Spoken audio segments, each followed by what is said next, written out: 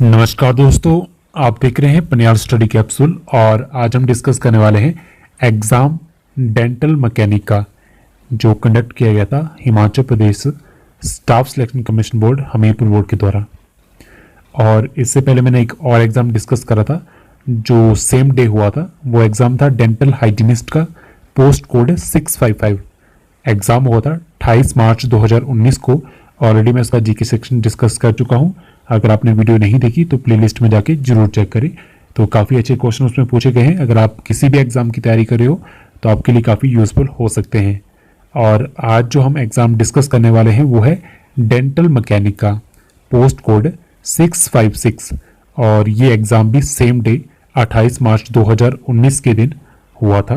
तो इसका भी हम जीके सेक्शन डिस्कस करने वाले हैं। तो चलिए इसी के साथ वीडियो की शुरुआत करते हैं। तो फर्स्ट क्वेश्चन हमारे पास है 121 से, और सेम क्वेश्चन अगर आपने मेरी लास्ट वीडियो देखी होगी, यही सेम क्वेश्चन उस एग्जाम में भी पूछा गया है डेंटल हाइजीनिस्ट के। तो फर्स्ट क्वेश्चन क्या है, the great bath was found at, विशाल सरानगर कहाँ पे पाया गया था। सेम ही क्वेश्चन पूछा गया था बट एग्जाम एक ही दिन थे तो शायद सेम क्वेश्चन आया होगा। तो correct answer option D, Mohenjodaro, जिसपे एक मूवी भी बनी थी जिसके हीरो थे ऋतिक रोशन साहिब। तो चलिए नेक्स्ट क्वेश्चन देखते हैं। 122, बुद्धा मीन्स, बुद्धा का मतलब क्या होता है। The enlighten one, option C correct answer है प्रबुद्ध। 122 का correct answer option C. Next question देखते हैं। तो ये जो क्वेश्चन है ये काफ़ी बार एग्जाम में रिपीट हुए हैं, और जब एग्ज़ाम कंप्लीट होगा ये मैं डिस्कस करके कंप्लीट कर लूँगा। तो कमेंट सेक्शन में कमेंट करके जरूर बताइए कि आपको एग्ज़ाम का लेवल कैसा लगा और जो क्वेश्चन पूछे गए वो आपको कैसे लगे। नेक्स्ट क्वेश्चन देखते हैं। 123, the university which became famous in the post Gupta era was, तो उत्तर गुप्त युग में जो विश्वविद्यालय सबसे प्रसिद्ध हुआ करता था वो कौन सा था। तो 123 का करेक्ट आंसर ऑप्शन सी, वो था नालंदा विश्वविद्यालय। ऑप्शन सी करेक्ट आंसर है इसका। तो यहाँ भी जो टिक लगे हैं उन पर फोकस ना करें, जो मैं बता रहा हूँ वही करेक्ट आंसर है। और बात करें नालंदा विश्वविद्यालय की, तो इसकी स्थापना की गई थी कुमारगुप्त प्रथम के द्वारा। ठीक है, तो ये काफ़ी इंपॉर्टेंट क्वेश्चन है, एग्जाम में पूछा जाता है किसके द्वारा बनाया गया था। तो ये बनाया गया था कुमारगुप्त के द्वारा, जो गुप्त वंश को बिलोंग करते थे। तो नेक्स्ट क्वेश्चन क्या है, चार मीनार वॉज बिल्ट बाय, चार मीनार किसके द्वारा बनाया गया था। 124 का correct answer option D, Mohammad Quli Qutub Khan. तो इनके द्वारा बनाया गया था चार मीनार। कमेंट सेक्शन में कमेंट करके जरूर बताइए कि चार मीनार कौन से स्टेट में है। Next 125, who was the regent of Akbar in his early days, Akbar के प्रारंभिक दिनों में उसका प्रतिशासक कौन था। तो 125 का correct answer option B, Bairam Khan. तो जो अकबर थे वो काफ़ी छोटी एज में गद्दी पे बैठ गए थे। तो उनके जो रक्षक थे वो थे बैरम खां, जो उनकी गद्दी को संभालते थे उस टाइम पे जब वो छोटे थे। Next 126, the guerrilla warfare was pioneered by, तो जो गुरिल्ला युद्ध नीति थी किसके द्वारा उसकी शुरुआत की गई थी। 126 का करेक्ट आंसर ऑप्शन सी, ये की गई थी शिवाजी के द्वारा। Option C Shivaji correct answer है। नेक्स्ट 127, तो ये जो क्वेश्चन है ये आपकी हिस्ट्री से रिलेटेड है अभी। नेक्स्ट 127 क्या है, विच British governor general introduce postal stamp in India, तो भारत में किस ब्रिटिश गवर्नर जनरल ने डाक टिकट शुरू किया था। तो इसका जो करेक्ट आंसर है 127 का वो है ऑप्शन ए, लॉर्ड डलहौजी। तो आप भी साथ साथ में ट्राई कर सकते हो कमेंट सेक्शन में कमेंट करके कि कौन कौन इसके आंसर हो सकते हैं। Next 128, the revolt of 1857 was started by, तो 1857 का जो क्रांति थी वो किसके द्वारा शुरू की गई थी। 128 का करेक्ट आंसर ऑप्शन ए, सिपाहियों के द्वारा। तो ऑप्शन ए सिपाहियों ने इसका करेक्ट आंसर है। Next 129, which of the following is not consider a democracy, निम्न में से कौन लोकतंत्र को नहीं मानता, तो डेमोक्रेसी को कौन नहीं मानता? तो 129 का जो करेक्ट आंसर है वो ऑप्शन डी, चाइना। तो यूएसए, नॉर्वे, इंडिया ये डेमोक्रेसी को मानते हैं, यहाँ पे इलेक्ट होके बनाए जाते हैं प्राइम मिनिस्टर, ठीक है, पर चाइना नहीं मानता, तो ऑप्शन डी करेक्ट आंसर है इसका। और आपने सुना भी होगा जो चाइना के एट प्रेजेंट प्राइम मिनिस्टर है वो लाइफ टाइम के लिए, जब तक वो है तब तक के लिए वही वहीं के प्राइम मिनिस्टर है, सॉरी प्राइम मिनिस्टर नहीं, प्रेसिडेंट, जिनका नाम है जिनपिंग। तो ऑप्शन डी यहाँ पे करेक्ट आंसर है।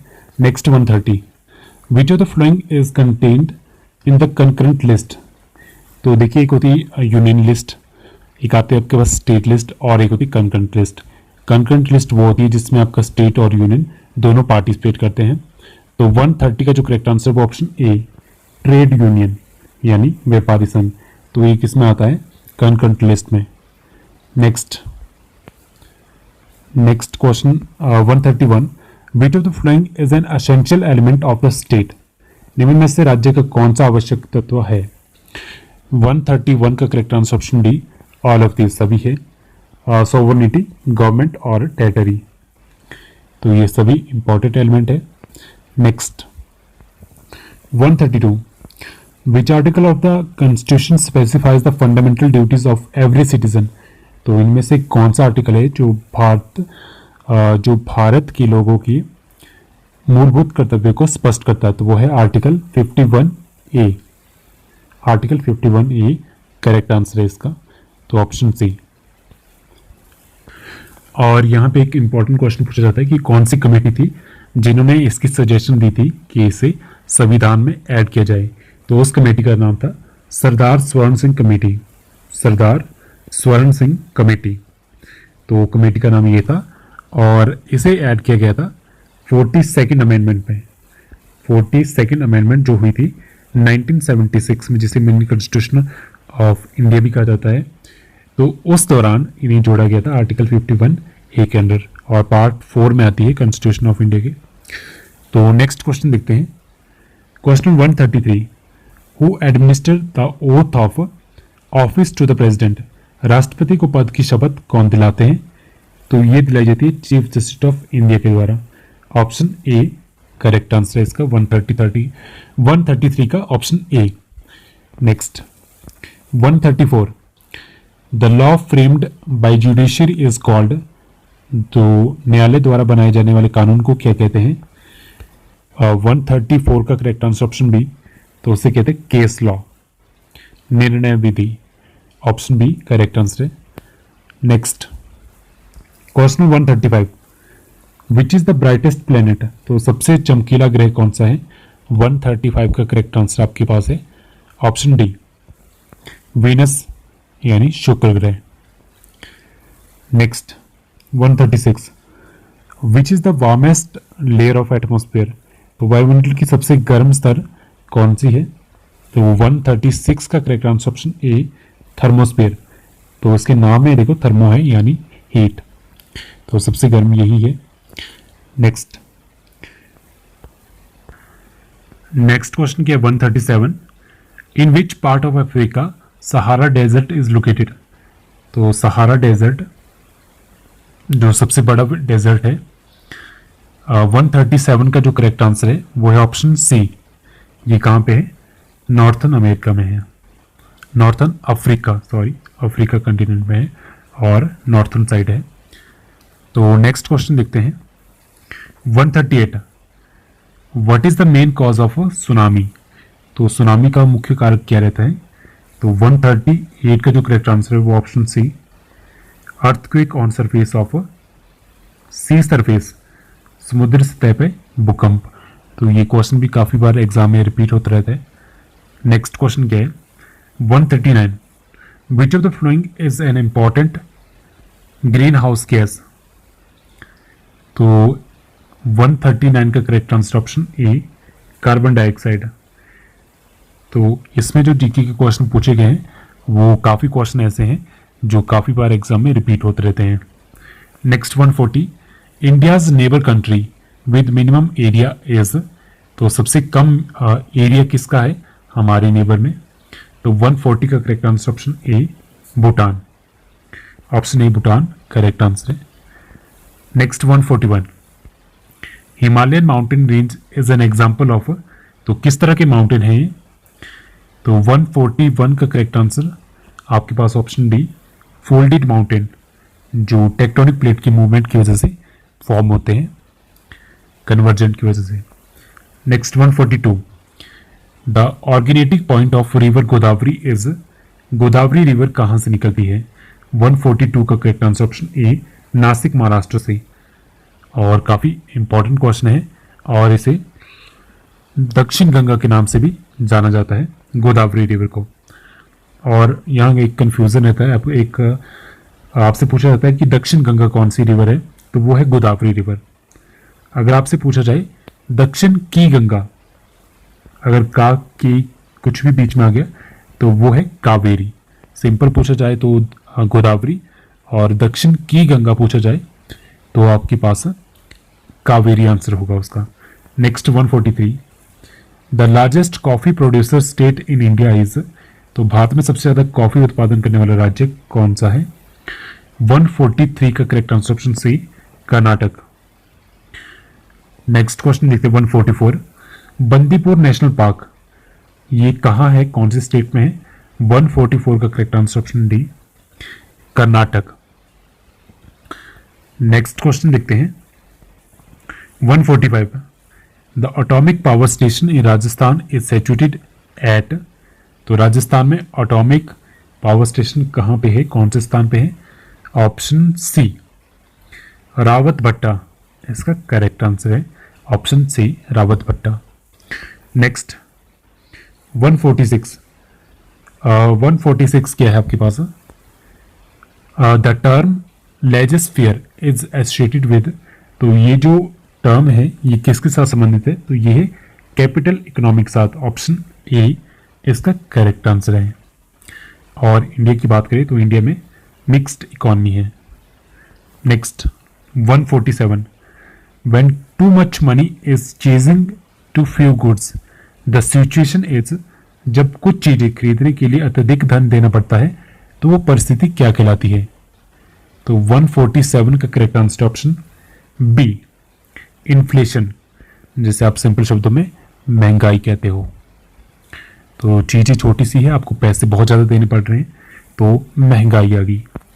नेक्स्ट 148, 148 क्या है, SBI was earlier known as, तो स्टेट बैंक ऑफ इंडिया का पहले नाम क्या था, तो 148 का जो करेक्ट आंसर आपके पास है, तो इसका जो करेक्ट आंसर है आपके पास वो है option B imperial bank of India. 148 का करेक्ट आंसर है ऑप्शन बी। तो बात करें बैंकों की, तो पहले आपके पास शुरुआत में सिर्फ 3 बैंक थे जिनका नाम था बैंक ऑफ बंगाल, 1806 में जो बना था, और उसके बाद था बैंक ऑफ बॉम्बे जो 1840 में बना था, और उसके बाद था बैंक ऑफ मद्रास 1843 में बना था, 1843 में बना था, और उसके बाद 1921 में इन तीनों बैंकों को मिला के 1921 में इन तीनों बैंकों को मिला के एक बैंक बना था जिसका नाम रखा गया था इंपीरियल बैंक ऑफ इंडिया। और उसके बाद जब 1 जुलाई 1955 को इसको नेशनलाइज किया गया तो उसके बाद इसका नाम रखा गया स्टेट बैंक ऑफ इंडिया। तो यही यहाँ पे क्वेश्चन पूछा गया था। तो चलिए नेक्स्ट क्वेश्चन देखते हैं हमारे पास क्या है। 149 fiscal policy is concern with, तो फिस्कल पॉलिसी किसके साथ कंसर्न है, तो 149 का जो करेक्ट आंसर वो option D both A and B, public revenue और पब्लिक एक्सपेंडिचर और डेप्ट। तो ये इसका करेक्ट आंसर है। तो ये बेसिकली फोकस होती है गवर्नमेंट स्पेंडिंग और टैक्सेशन के ऊपर कि गवर्नमेंट आने वाले सालों में किस तरह से जो भी उनकी रेवेन्यू रहते हैं उसको किस तरह से टैक्स रहते हैं किस तरह से उसको स्पेंड करती है। तो उसी से रिलेटेड होती है रेवेन्यू और एक्सपेंडिचर और डेप्ट से रिलेटेड है। Next 150 which of the following is fungal disease, तो इनमें से कौन सी एक फंगल डिजीज है, तो 150 का जो करेक्ट आंसर है वो है ऑप्शन ए डर्मेटाइटिस, इसका करेक्ट आंसर है, ये एक फंगल डिजीज है। Next 151 which light is less effective in photosynthesis. तो इनमें से कौन सा प्रकाश है, कौन सी लाइट है जो प्रकाश संश्लेषण में कम प्रभावी है? तो 151 का जो करेक्ट आंसर है वो option B, green light. Next हमारे पास क्वेश्चन क्या है, 152, insulin is a kind of. तो इंसुलिन क्या चीज है? 152 का जो करेक्ट आंसर है वो है ऑप्शन ए, ये क्या है? हार्मोन है। 152 का correct answer option A, hormone. Next 153, which waves can not be transmitted through vacuum. तो इनमें से कौन सी वेव है जो वैक्यूम के थ्रू ट्रांसमिट नहीं की जा सकती? 153 का correct answer option B, sound. Option B, sound correct answer है। Next 154, atom bomb is based on. तो किस पे बेस्ड है? 154 का correct answer option A, nuclear fusion. Nuclear fusion की बेसिस पे, जिसपे आपका हाइड्रोजन बॉम्ब भी रहता है और जो सन एनर्जी रहती है वो भी इसी के ऊपर बेस्ड है, न्यूक्लियर फ्यूजन के ऊपर। तो चलिए नेक्स्ट क्वेश्चन देखते हैं। नेक्स्ट क्वेश्चन एप्टीट्यूड का है। तो 155 क्या है, what will come in the place of question mark. तो आपके पास एक सीरीज दी है ACFHKMPR। तो यहां आपको बताना है कि इसके बाद आपके पास क्या आएगा।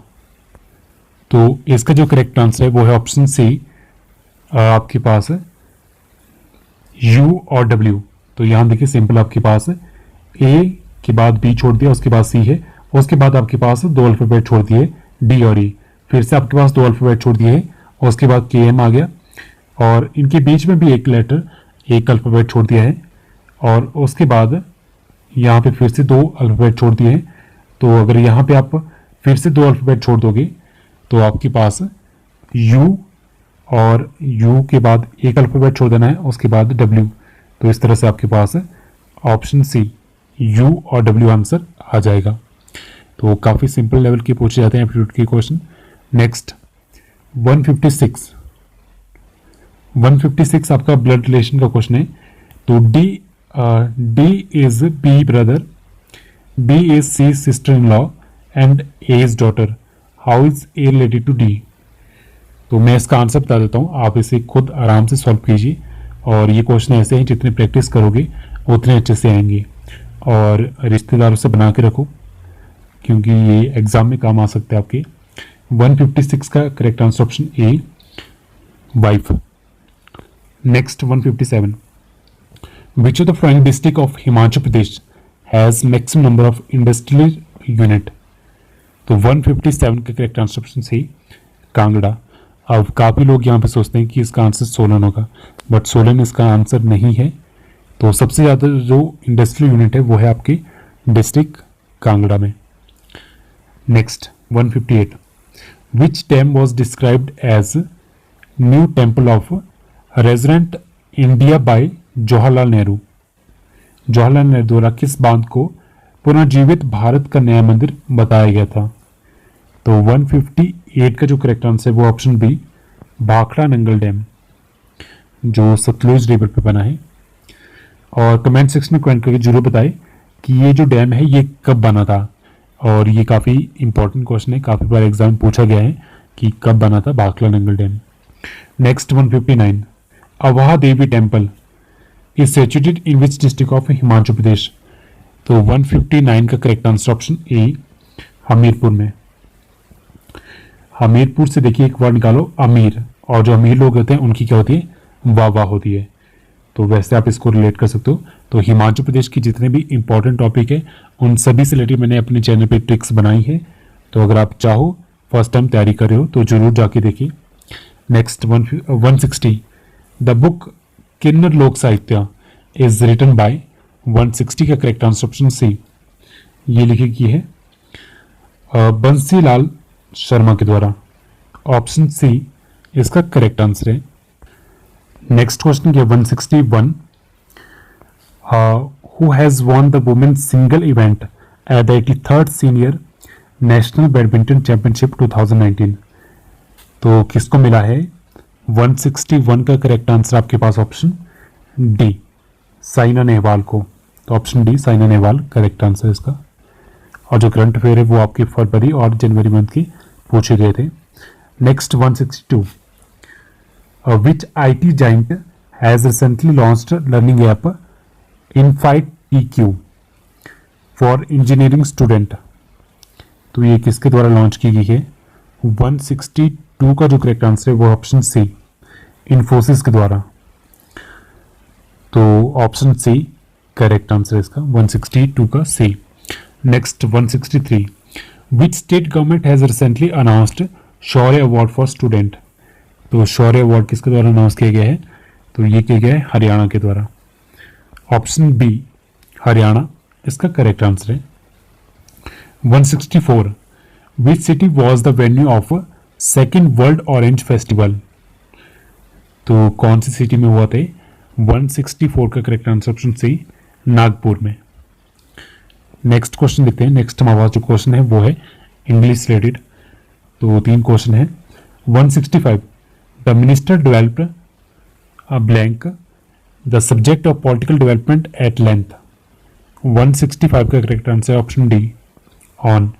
The minister developed on the subject of political development at length.